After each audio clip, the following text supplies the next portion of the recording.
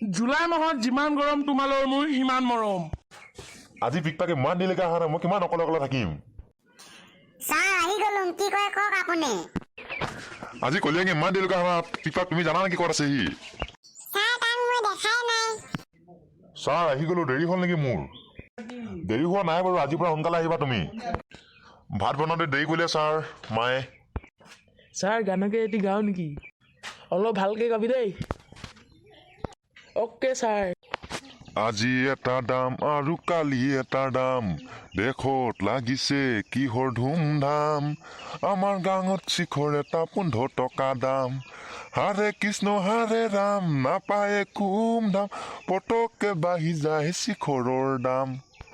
Wow wow wow wow কলিয়াং, তুমি ইমান ভাল গান গাইছা। এইবাৰ পিকপাকে এটি গোৱাচোন গান জানা যদি।